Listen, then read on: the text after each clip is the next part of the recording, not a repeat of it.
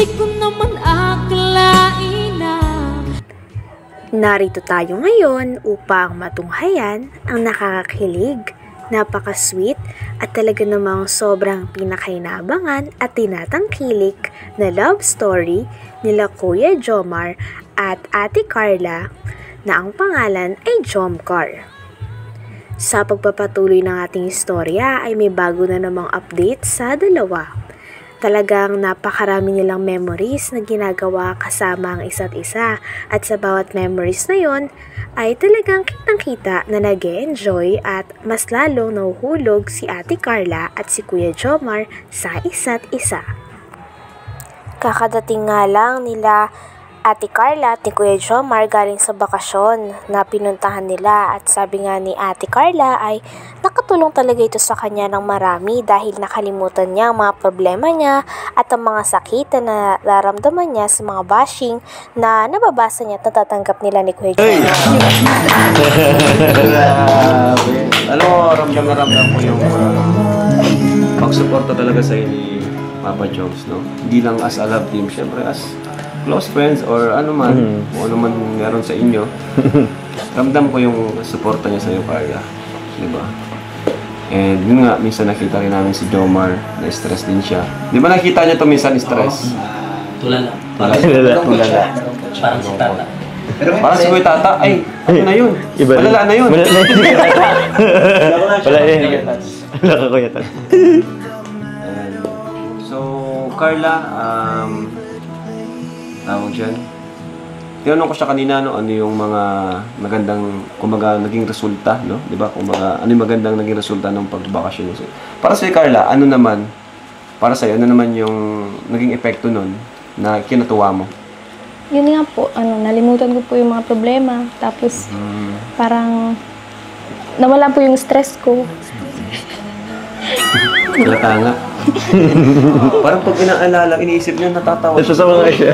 Siguro, ano ba nangyari talaga doon? Joke lang po, joke. Pero wala namang... Wala naman. Ano lang talaga siya. Nag-enjoy lang, kasi nag-enjoy lang. So, tapos, nanood din kami ng movies. Movies. Hindi talaga kayo sinaman. Hindi mo lang sinaman. Bro, sa labas lang sana. di bro, mas okay kasing kami lang muna. Kumbaga, kami na muna. Pero susunod, pwedeng kasama na kami. Para may taga-document. Media. May media. May taga-sunod na media. So, ano pa bang tanong? Kayo bro, may tanong ba kayo? Kayong dalawa? Tanong mo pa. Ikaw muna. May merienda na ba? Meriendahan. Lagi na lang ganyan. Ay, sorry. Meriendahan? Kakarating nga lang namin eh. May tanong ka kay Bobby. Ako may tanong ako kay sige. Carla. Tanong. Ayan. Carla, sa nangyayari ito na nakaranas ka ng pagbabas, ano ang pagbabago sa buhay ni Carla? Ayun, magandang tanong yan. Ano po, mas, parang sa akin po is mas napapatatag ako nito. Wow. Kwento pa nga ng dalawa, hindi mo na nila pinag-usapan ng mga negative ng mga nababasa nila at mga nararanasan sa bakasyon na yun. Talagang puro positive lang at talagang nakagain sila ulit ng energy para ipagpatuloy ang kanilang career. Nagtanong nga ang isang kalingap na kung sweet daw ba si Kuya Jomar kay Ate Carla. Sinagot naman ito ni Ate Carla at sinabi niya na oo, sweet daw si Kuya Jomar sa kanya. Pinipasyari ko yan, tulad nga ng sabi ko. Pero nga nagpapaalam kung pwede ko lang isama sa scout, tawag niyan. Kumbaga dadaan muna. Dadaan muna po kay Kalingap po, with permission respeto. po. Oo, bilang respeto. Buti nga po, tiwala naman po sila sa amin po. And yun lang kuya, masaya, tapos in-enjoy lang namin yung doon. Wala mo nang siyang, totally wala mo nang social media na na... Hindi kayo nag-YouTube? Ha? Hindi kayo nag-YouTube? Hindi muna. Nag-YouTube pero hindi, ibang mo nang inano namin. Hindi nyo pinag-usapan yung... Hindi mo na pinag-usapan po. Ano po? May tanong din ako kay Carla. Oh, sige po. Carla, sweet ba sa'yo sa papa? Tama kayo. Gusto naman nga sila. Gusto namin malaman yung... Gusto naman namin sa Opo.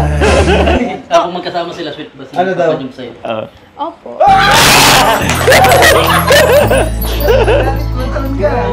Ako yung ganda ng tanong mo.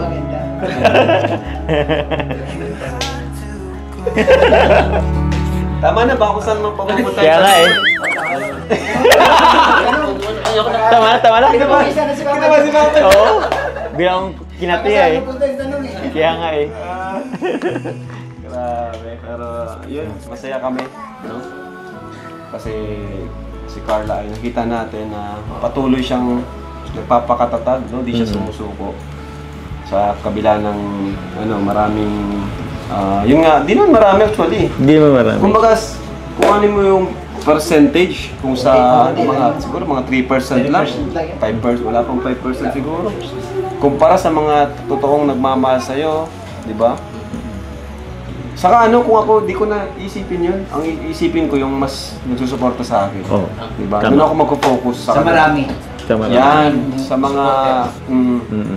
mga supporters, yun lang mas pagbibigyan ko ng pansin kaysa yung mga negative. Kasi kahit saan ka pumunta, may masasabi talaga sila sa'yo. Diba? Minsan nga, kapamilya mo pa yung magsasabi sa'yo masama. Diba?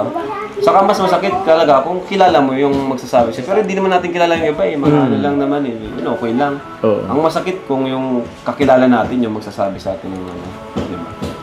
So, yun. May tanong pa kayo? Wala na. Ikaw. Dito ay talagang kinonfirm ni Ate Carla na magpapatuloy siya bilang isang parte ng Kalingap at magpapatuloy din ang love team nilang dalawa ni Kuya Jomar na Jomcar. Kaya naman nagpalakpakan din ng lahat dahil napakalakas nga ng loob ni Ate Carla dahil hindi siya basta-bastang natitibag ng mga bashing at talagang mas lalo na lumalalim ang koneksyon nila ni Kuya Jomar. Wag na. Kasi kaya nga natin yan eh, kumbaga inayaan natin sila. Huwag na natin yun. Tama na yan. Tama na yun. Ano na lang hingi na natin si Carla ng mensahe pa para sa mga viewers. Sa mga nagmamahal. Nagmamahal sa'yo. Carla. Siyempre, thank you so much po sa inyong lahat kasi nandyan po kayo para sa amin. Tsaka madami po talaga yung nagtatanggol sa amin. Guys, padayon lang po. Padayon. Tuloy? Opo. Wow.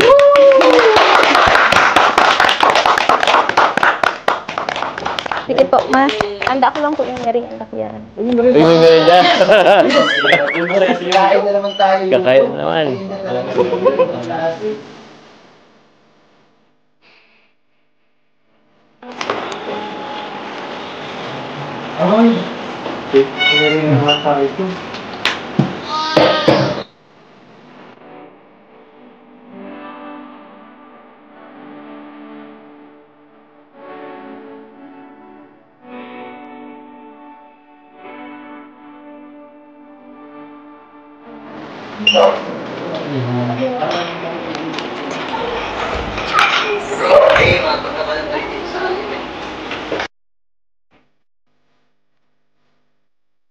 Ginanda. Yan. Wala naman. Tubig na lang.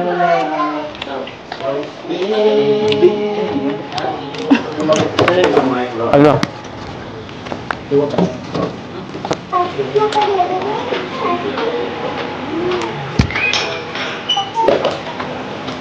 Dito tayo, gusto mo? Dito? Sama ni Carla.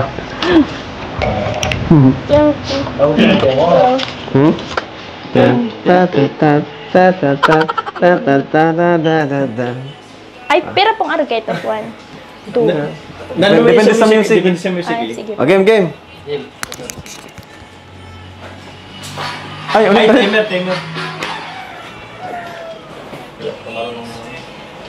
Game. Bibi!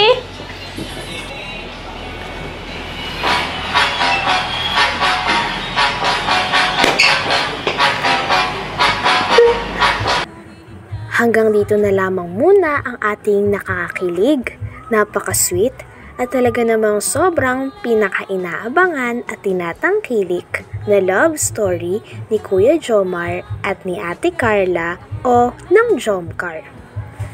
Maraming salamat sa inyong panonood. Hanggang sa muli. Bye!